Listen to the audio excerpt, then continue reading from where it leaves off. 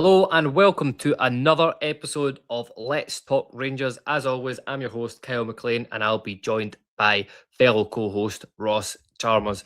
Ross, how are you doing after a week where Rangers didn't ruin it, surprisingly for once? Yeah, I'm good. I feel like we were just on the podcast 2 minutes ago. It's been a quick week. I think when you've not got anything else to focus on when it comes to Rangers in another game, maybe time goes a little bit. Yeah, and it's just a weird. I just feel like I was here 2 seconds ago. What I would say is thanks to everyone that listened and watched the podcast the other night with Adam. It was something we've always wanted to do. I'm sure you'll back that up, Kyle. We just want to get engaged with lots of people in the Rangers space, and I think lots of people enjoyed that podcast. Adam was really good, as you would expect. So. Yeah, just wanted to say right off the top, thanks everyone for getting involved, and it looks like lots of people enjoyed it, so that's exactly what we wanted. Yeah, it must have just been nice for regular viewers and listeners just to get a bit of sensible Rangers conversation for once, Ross. So it's probably them I'm more feeling it for than anybody else. But look, listen, as always, we will just get straight into it. So the big thing that we've maybe seen getting discussed in social media, there we go. There's the first Freudian slip of the podcast, and it is the Chermiti-Naderi debate about them being up top, and it's people are now starting to talk. Is this the best way forward for Rangers? Is it? I think every section, the midfield's been looked at, gone over with a fine tooth comb. The defence has been gone over with a fine tooth comb. I think we're kind of at a place where we know where the best defenders are, where the best midfielders are, who's suited best to those roles. But it's, what do you think about this Chermiti-Naderi partnership? Do they complement each other? Because that seems to be the big thing that I've heard, is that they're, similar style players. They get in each other's way a lot of the time. It has been levelled at them.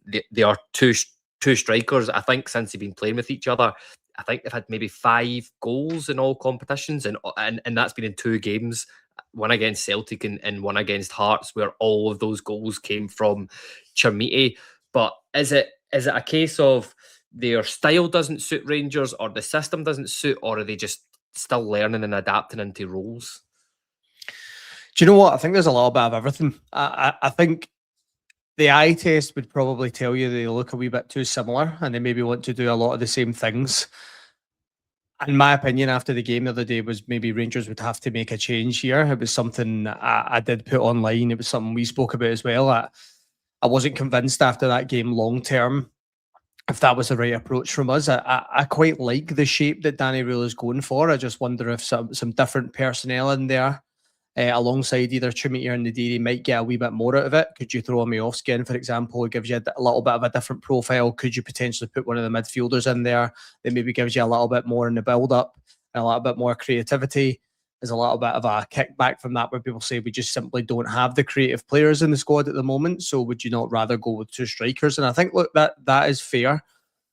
My opinion has changed a little bit today based on some of the research. Once I knew that we were going to talk about this tonight, I decided to dig into it a little bit more, look at the data, the underlying data and things. And it's maybe not as bad as I thought. There's a couple of concerning things in there for me in terms of Naderi. He has played about 300 minutes now. He's had 10 shots at goal in the league, and obviously he's not scored yet. He's only amassed or accumulated a 1xG, which is quite low.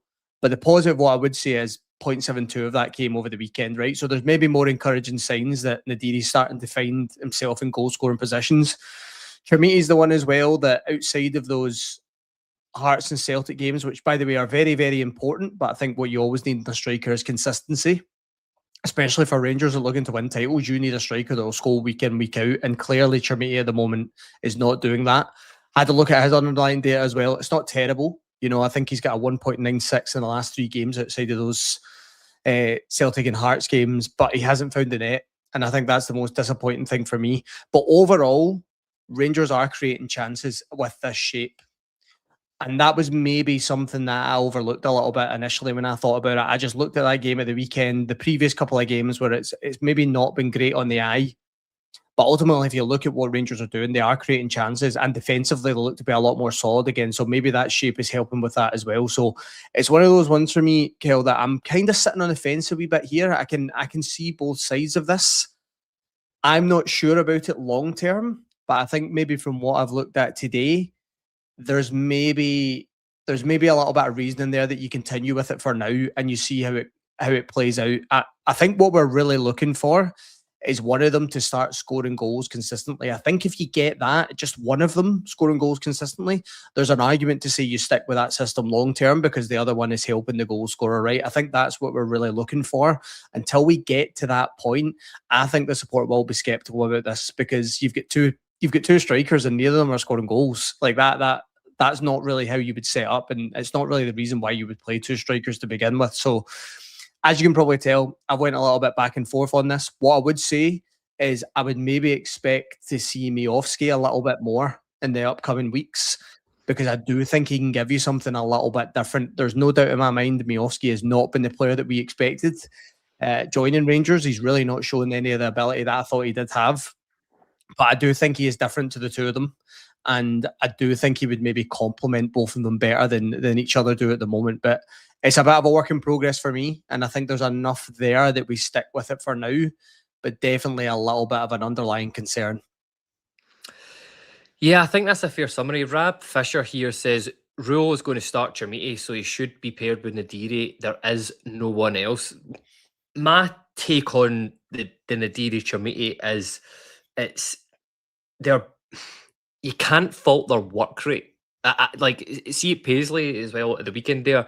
I was actually stunned Chermiti lasted the full 90 minutes. Yeah, I know it's a big jump from third division football up to the SPFL, but he never stopped running. And to me, I think the problem is that both of them do too much of their work outside the box. And I don't know if it's just going to take a bit of time. I know because what is it Naderi 22 and Chermiti's 21? Is that right? So like they're both young. Yeah.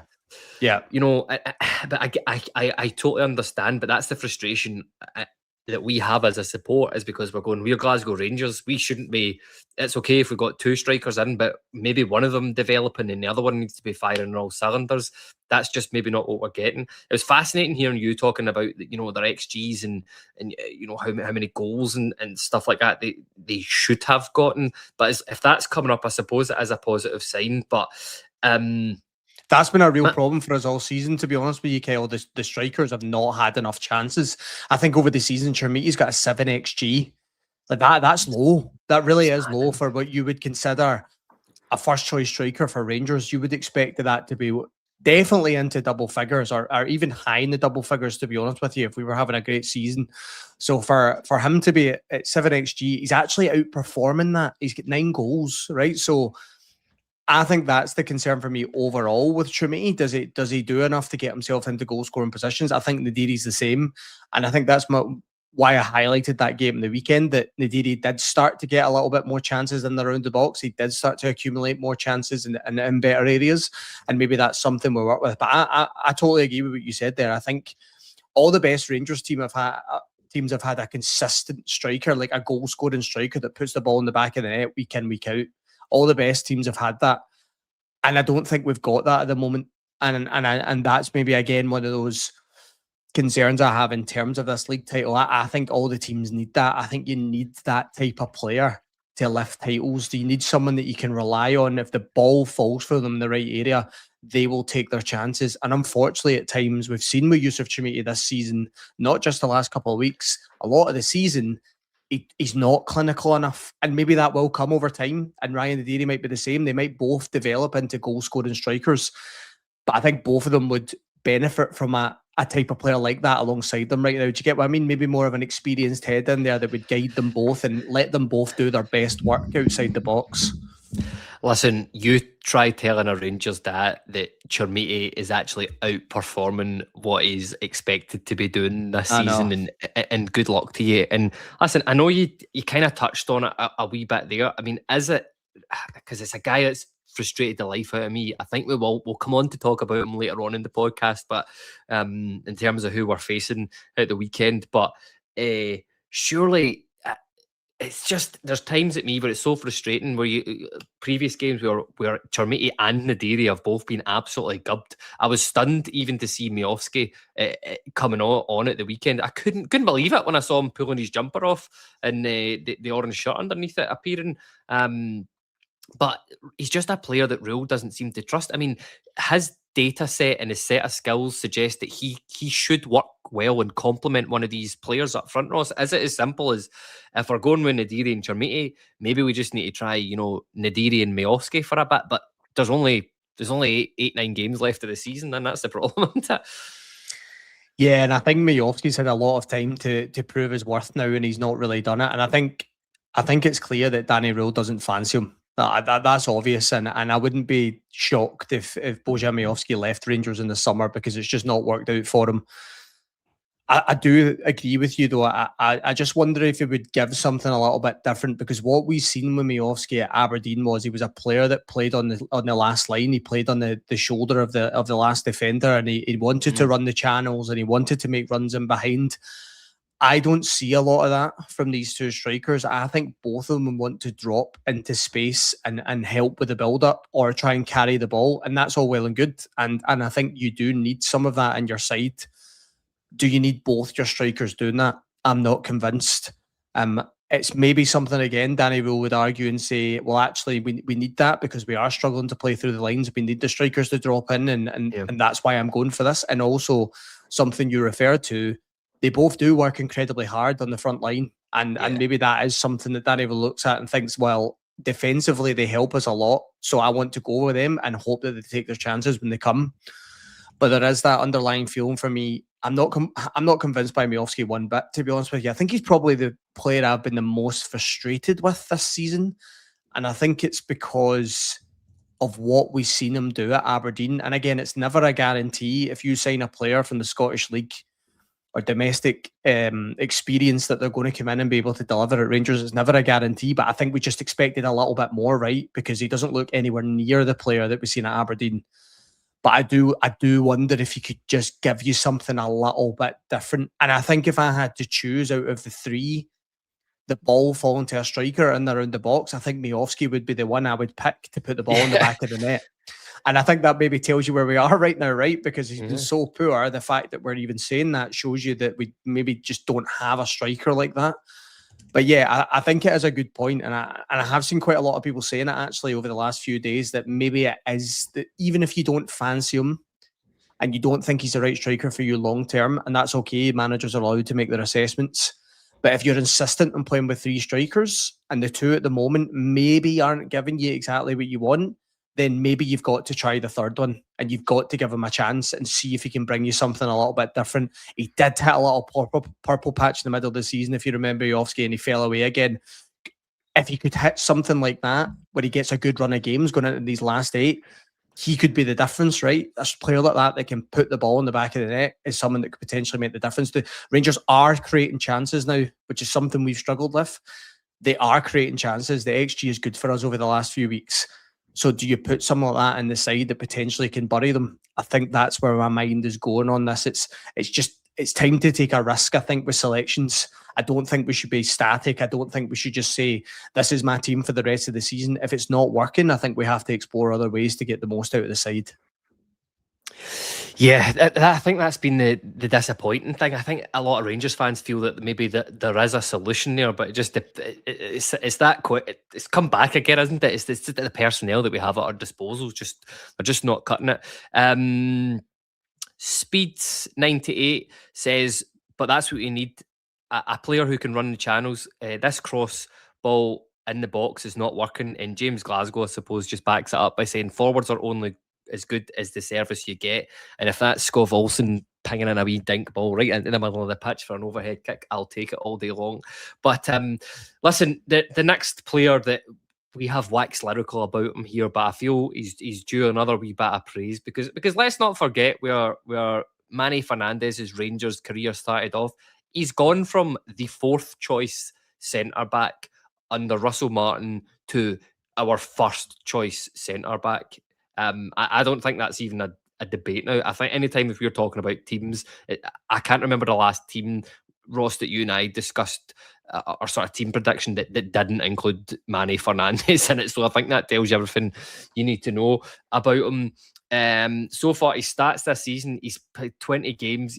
He's starting to look a lot more comfortable. He scored those 5 goals, got well over I think he's nearly up to sort of 1,800 minutes now in the SPFL, which is good for gathering data and all that sort of stuff. But he earned his first call up to the Nigeria squad. By the way, I've been trying for the life of me to find out who he will be playing, but I cannot find it. So if somebody in the comments knows or somebody knows, let me know who they're playing, because I cannot find it anywhere. But Ross, this is all the recognition that he deserves. For Rangers, how good is this for not only the player, for Rangers, and is this just basically another indication that he will probably be away in this, or do you think he will be away in the summer? Yeah, I mean, I'll firstly start by, don't ask me about international fixtures, because that is not something I bother with at all. International football is not on my radar, so I definitely can't tell you who Nigeria will be facing in this break. I think I'll maybe start with how impressed I've been with Manny Fernandez. You and I watched him in that Middlesbrough friendly in pre-season. I think we both felt that day there was definitely something there. And it was actually something that Adam spoke about on Monday, where he had maybe evaluated him before he arrived and he thought, okay, there's definitely something you can work with if you can put it all together. There's a really good player there. It's just whether you can do that. And I think that's what a lot of the Peterborough fans said about him as well, that there is something there. But whether you can get it out of him is, we've not been able to do so. So good luck to you, basically. And I think they were all kind of delighted to see the back of him. I wonder if they would say the same now. Well, certainly their chairman would, because he's absolutely delighted, because he thinks they're going to make a lot of money with a sell on, and fair play. I mean, that's backing the player when you sell him on. In terms of the form himself, yeah, to be the fourth choice, I mean, was he even fourth choice? He was bombed out at the beginning of the season. It did come out that supposedly he was dealing with an injury, which is fair enough. But he definitely didn't look like he was getting a look in with Russell Martin at all. And then obviously he gets his chance when we're depleted with numbers, and he comes in and he's never looked back, to be honest with you, Kyle. I think he had a few shaky moments in the first couple of games. I can think of that game at St Mirren earlier in the season. He was maybe positionally a little bit out. I can think as well, Parkhead as well, he was out of position quite a few times. I remember them playing it down their left side, and he was constantly being caught. But I think he's learned from it really quickly. And I think you would always expect that from a player that maybe doesn't have experience at that level, that they're going to come in, they're going to look a little bit out of a place to begin with. But if they pick up on things quickly, I think that shows you there's a good player. And I think from then he's just kicked on. I mean, I think I've been so impressed with his composure at times, because I don't think playing for us is ever going to be easy, especially playing out from the back and things. And he just doesn't look flustered one bit. Physical stature as well. I mean, he's so dominant in the air. He can dominate his man 1v1. He's great at stepping out. He's very aggressive. He's got everything you would want probably in a modern centre-back. And again, that's something that Adam referred to on Monday. But this is a positive for everyone, right? It's testament to Manny Fernandez and the season he's had, but it's also fantastic for Rangers, and again shows you that the recruitment department, as much as sometimes people like to make out they're absolutely useless, they're not. Like, what Rangers have done over the summer is they have brought in good players. Whether that's all clicked at times, that of course is up for debate, but they have brought in good players, and Manny Fernandez is one of them. They've clearly recognised him under the radar before the big clubs come in and find it. And there's a fantastic player there. So it's a win-win for everyone. Manny Fernandez will go get a lot more experience playing at that level. Rangers are going to look at it and think, again, we're going to get a better player coming back after that week break. Someone that's going to play at a higher level. He's going to be a better player for it. And then it increases his value and the visibility as well, right? There's going to be other clubs looking at this. And if they are interested in the player, which we suspect they will be in the summer, you're going to have to pay more now because he's an international footballer. So I don't see it as a negative at all, and I'm not worried about him leaving, because I think we've accepted now that where we are in the football landscape, that if we have a really good player, so another club's going to come and take them, right? They are. But for me, you can try and get the most money out of it as possible to allow you to go again and recruit again. And I think Manny Fernandez is guaranteed to get Rangers a lot of money. So if he does move on in the summer, which we hope he doesn't, I'm not going to be too bothered about it. It's going to be one season. He'll develop really well, and Rangers will make a good amount of money out of it. So yeah, you and I have been very vocal on this through the podcast, Kyle, that we think he's a very good player, and I really do think he's started to show that after the last couple of months. So congratulations to him. He deserves it. Oh, definitely. I think we're his two biggest fans at this moment in time. Rab Fisher says Manny will be gone for around 40 million in the summer. I will take that. I'll take that. And just want to say hello to Gary. He always tuned in, so hi, Gary.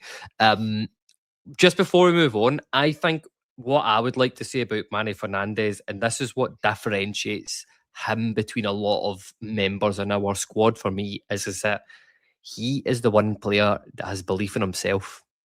I think out of all the new players that have come in, he backs himself. You can see it when he talks in his interview. You know, there's maybe a very British thing of going, oh, you don't want to be bigging yourself up too much. But he's always come out and said, look, even when he wasn't playing, I'm happy to get my 15 minutes. I'm happy to get my 10 minutes. You know, I'm working hard. I'm focusing on getting in the first team. And he's just he's come out and he backs himself. And I wish Chermiti had a wee bit more of that, because when he backs himself, we know he can do it. But the player that, see, the two sort of opposites of that spectrum for me is Manny Fernandez is at one and Tello Asgard is at the other. See if Tello Asgard had Manny Fernandez's belief, I think he would honestly be one hell of a player, but he doesn't back himself enough for me. Confidence is crucial in not just football, any sport. It's crucial, like having the confidence in yourself to perform at that level is a requirement of any top athlete. Like, you need that, and I totally agree with you. I think that is. I think maybe it's not the time for the Taylor Asgard chat. We've done that plenty, but I think you would, if you could sit down with Taylor Asgard, you'd probably shake him and say, "You're clearly a very good footballer. Like, clearly, everyone can see that. No one's doubting the ability. I just you're going to have, yeah, you're going to have to find a way mentally to cope with this sort of club and be able to produce it week in, week out. I don't think any Rangers fan is doubting that there's technical ability there for Asgard. What everyone doubts is the mental side. And I think as it stands, he can't really come back to that, right? He can't, because he's not been able to show it. Completely agree with you with Manny Fernandez. He's the total opposite. And I think back to that game at Tynecastle we lost. And I remember that day how vocal he was, and he wasn't in the team that long at that point. And he was, you could sense the frustration, and he was barking at players, and he was trying to G people up, and he was really taking ownership of the situation. And again, that was something that really gave me a lot of confidence in the player, because you're 24, you've been around, but in terms of experience at that level, you don't have it. You're coming in with players that are probably on a lot more money than you are, have played at a higher level for longer, but he's came in and thought, do you know what? I'm good enough to be here, and I don't think you or myself or the team are playing well enough. So lift the level. That's a big thing that I seen in Manny Fernandez early, and I thought instantly, he's definitely got the mental aspect of this.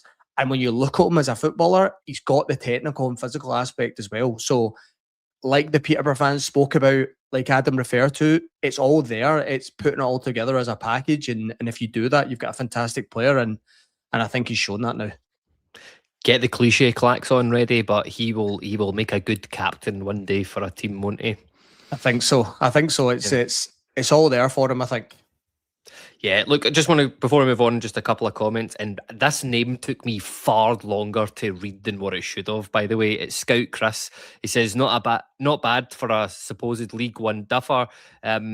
Colin Clements, it's again so hard not to say Colin Clement, 2008 there, said Giga seems like a perfect foil to Manny, would dearly love us to try and sign him in the summer, save the 9 million on Skov and bring in Giga instead. I'd like that to happen. Whether or not Wolves are going to part with Giga for that sort of fee, I'm not so sure. And Doddington says, I'd be very happy to see Manny and Giga get another season as our CB partnership next year. If we're going to sell, get rid of Raskin, Gassama and Chermiti, and we can buy a good number 9. If only it was that easy, I would take that. Listen, Ross, the next point of the podcast I want to come on to is here, and talking about this, because again, saw a bit of debate about it, saw a bit of discussion around it on the Let's Talk Rangers X account. If you're not on there, go and check that account out. There's lots of good content, lots of good ways to interact with the podcast on there. But it is Findlay Curtis going on loan. The wingers have been a bit of an issue. Well, the whole forward line has been a bit of an issue this season, as we discussed earlier on in the podcast. But the wingers in particular, we talked about it with Adam on Monday. That I think he hit the nail on the head. It was just Skov Olsen just didn't seem that interested when he came on the pitch. We know Gassama on that right side's not been having a good time of it. Mikey Moore, I think there's maybe an argument. Okay, he did have a very good half against Celtic, but since then he's not really quite hit those heights. was it the right decision to let Findlay Curtis go out on loan?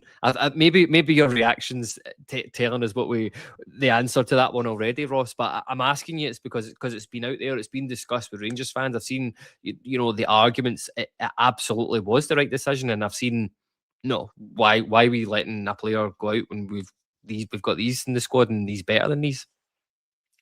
Yeah, we decided to put it on the Twitter account because it was a polarizing debate. Like I've seen lots of different opinion on this, and people look at that Findlay Curtis. The big thing this week was he got the Scotland call up, which, by the way, remarkable. 19, not lots of first team football, and he gets a Scotland call up, and I think that's because Steve Clarke and anyone in there at Scotland will see that there's a lot of potential there, and potentially want to have more of a look at him. And maybe try and evaluate what type of player he's going to be in the future, and maybe someone they can use. Do I expect him to go to the World Cup? No, I don't. But I do think this is great for him to get that recognition. And for me, look, people look at this and they go, well, if he's got a Scotland call-up, that clearly shows he's a very good player and he's been really good for Kilmarnock, so we could definitely have been using him. Well, the first thing I would say is he wouldn't get the Scotland call-up if he was playing for us, because he wouldn't have got enough minutes to get that Scotland call-up. So I actually go the other way. I think him getting the recognition, the international recognition, actually proves that Rangers are right to send him out on loan, because I think he's getting the experience and the minutes that he requires to be a better footballer.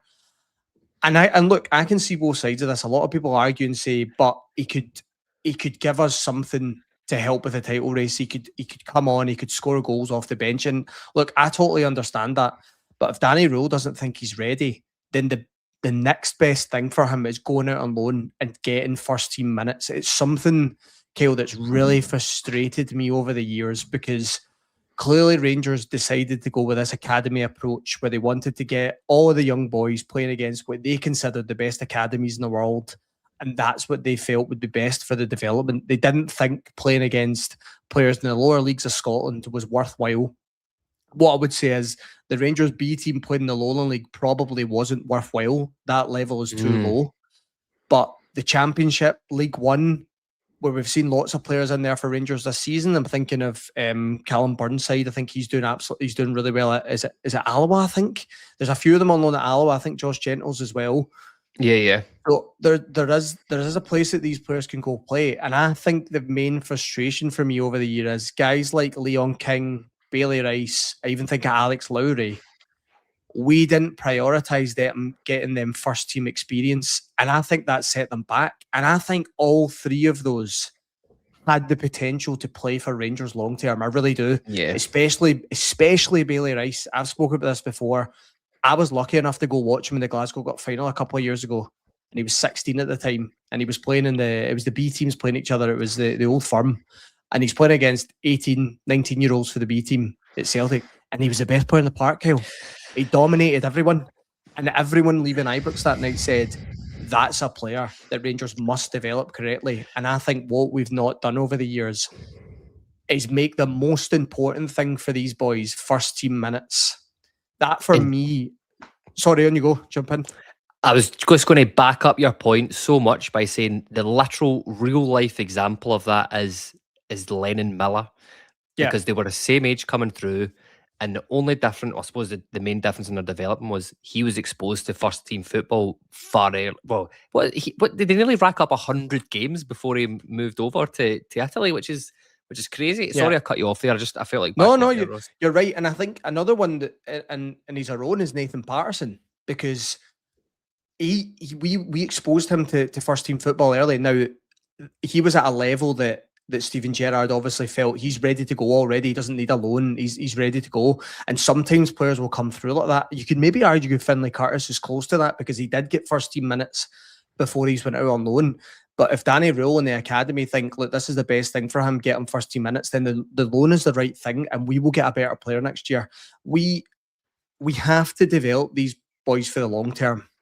And I think that's the detriment. That was a detriment to Leon King. We kept Leon King around because we had an injury crisis, right? And we absolutely killed the boy. We killed him. We threw him into Champions League games when he wasn't ready, and it wasn't fair on him. And the likes of Alex Lowry played in the B team for so long, never got a first team minute. He went to Hearts. It was too much of a jump for him, and he fell back down. Bailey Rice, he's hardly kicked a ball. It's not I'm all for looking at young academy players and thinking, okay, we want them to play in a specific style of football that suits Rangers. They need to be technical enough to play for us. And that's all well and good. But I also think the mental side of the game is so important, Kyle. Like, they need to go out and play first team football and deal with the physicality, deal with the technical ability, and deal with the mental aspect of playing first team football. And if you're not going to get that with Rangers, get them out on loan. And it doesn't always have to be a Premiership club like Findlay Curtis. They can go to the Championship, they can go to League One.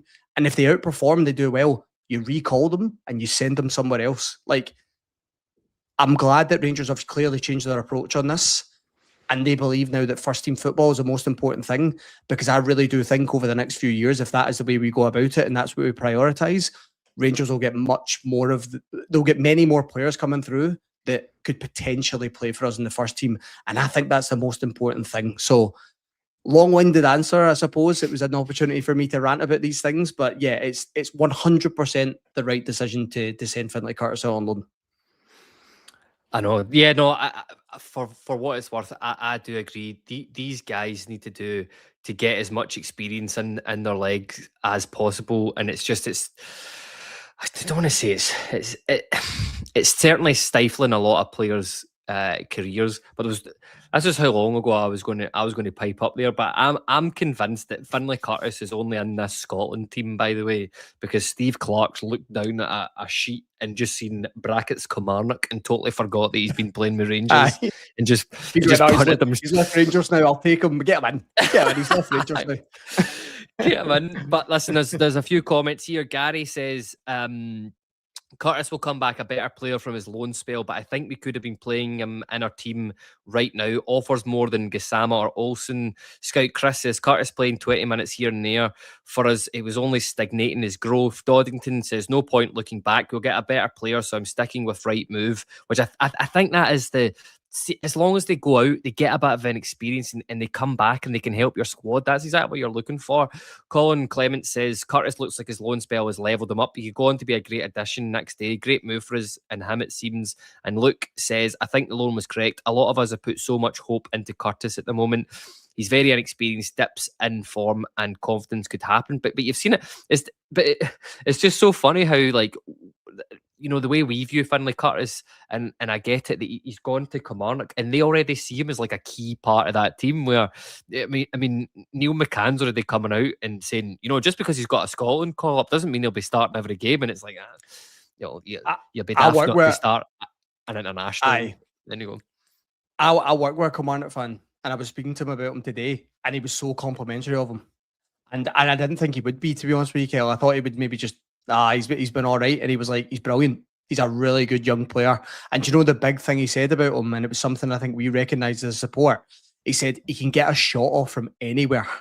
Like, he's so good at creating a little bit of space and getting a shot off. He said not many of them have went in, unfortunately, but with time, hopefully that comes. And I think, again, we will hopefully be the benefactors of that, right? That once those shots start coming off and he finds the back of the net, that development will help us, and we're the ones that will find the back of the net for. So I think that shows again that it's working, right? And I think first team football has got to be the most important thing. Listen, Findlay Curtis, bag of balls, get Chermiti-Naderi down at the fives in Hamilton and just practice your shooting, boys. All right, that's all I'm saying. that's what needs to happen. Right, the next part of the podcast is we are going to move on to talk about the Aberdeen game at the weekend here. What is the kickoff time for this? 6:15 or something? I think it's 5:45, isn't it? I think it's 5:45 kickoff. Yeah. We can never get a 3 p.m. Saturday, can we? It's just not allowed. Yeah, it's all random, but it's totally random in this computer, Ross. I think it's the Premier Sports deal, isn't it? So they'll have this one. So fine, I understand it if that's part of the deal, but I just never feel like we play at home on a Saturday at 3 o'clock. It's so rare these days, and we're not even in Europe anymore. You can understand it a little bit more when you're not in Europe, but if you're out of it, then yeah, it's frustrating. Yeah, it's just weird, but it's bring back 3 o'clock kickoffs on a Saturday, please. Very much like that. Listen, obviously we're playing Aberdeen. You know, a lot of people in here that are watching will know that it's a game that I take particular pleasure, especially when we beat them. A stat that I've got for you, Ross, here, it is Rangers have scored 10 goals in this fixture since the last Aberdeen player scored. Can you guess who that player was that scored against Rangers for Aberdeen? Bojan Miovski. Bojan Miovski. So he better step up tomorrow and score against them. I was going way further back there. I was thinking like Scott McKenna or something like that, because I was like, 10 goals? That must be quite a while. But no, but yeah, that makes sense. Of course it was Bojan Miovski. But in typical Rangers style, obviously a game that I think a lot of us on paper would have said, yeah, Aberdeen aren't up to much this season. They've only gone and went and got a new manager. They were playing against, I'm sure it was Falkirk they were playing against at the weekend. Saw some of the highlights on the TV, and you could already see some of the imprints of a Stephen Robinson team on that. What I mean by it is you see the players going up and the elbows up for when they're going up for the headers, because I mean, let's face it, that it works, I suppose. Big physical defenders, I suppose Rangers have that, so I can't really complain too much. What do you make of this game? And would we be hypocrites if we are, praising the 4-4-2 style on Monday, talking about playing Naderi and Chermiti up top, and then our teams for the weekend, and we've got none of these players in it? But I mean, I'm almost feeling the team kind of picks itself a wee bit for this, Ross. I think so as well. As much as we've had that discussion at the beginning of the podcast, we can have the debate as supporters, obviously, but I think the manager will stick with what he wants. I think he'll stick with the two up front. So I think the team will kind of pick itself. It's funny that you're playing a Stephen Robinson team back to back, isn't it? Because let's be honest, that St Mirren side was his as well. I know their manager came out over the weekend saying they wanted to play a little bit more, but I did think it was the makeup of the side was a Stephen Robinson side. So yeah, you know what he's going to do. He's going to come to Ibrox. He's going to make it really difficult, especially with the way Aberdeen have been playing this season. He's just going to make it difficult for us to create chances, and that's fine. What I would say is I think they tried to do that last time, and we managed to score 2 good goals that night. I think the team will pick itself. I do think that Skov Olsen will come back in, because I think if you're signing him for, to come in and help Rangers potentially win a title, I think you've got to bring him back in for these games, and hopefully a home fixture is something that suits him a little bit more and can build confidence. I wonder if Sterling comes back as well, maybe for Tav, because that rotation is something I think Danny Röhl goes for. But you know what, Kel, I think the rest of the team kind of picks itself. I don't think Barron will break back in yet. I think he'll continue to come off the bench and build his fitness. I think over time he's someone that'll be really important for us in this run-in, but I don't think Danny Röhl will chuck him in. So I think we'll see that Raskin and Chikwani partnership again. And what was interesting over the weekend was Raskin played a little bit further forward. So hopefully we see that again, because I think you get a better player there. But yeah, I don't expect too many surprises. I expect it to be a tough game, because Aberdeen will come here and they'll want to ruin the party. Of course they will. They always want to do that at Ibrox. But I think Rangers should have enough quality in the bank here to get through. And I think for us going into this, before the split, the aim's got to be just win the 3 games and see where you are going into that split. So this is the first one. Tick the first one off. And yeah, that hopefully sets us up for a really strong showing in the split. Yeah, as you said, it's their biggest game of the season. So yeah, we'll see how Rangers get on. I agree with a lot of what you've said there. I think the team largely picks itself.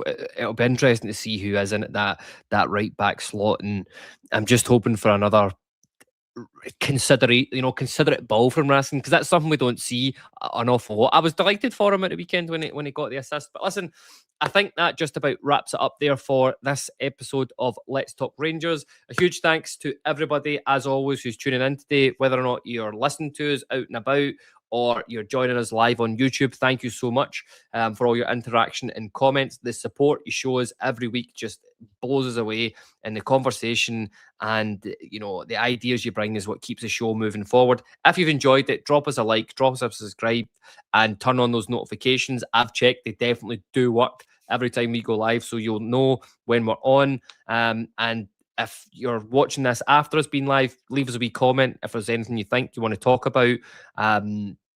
And if you prefer listening to us on the go, you can get us on Spotify and Apple Podcasts. But thanks again, everybody, for joining in, and we'll see you all again next time.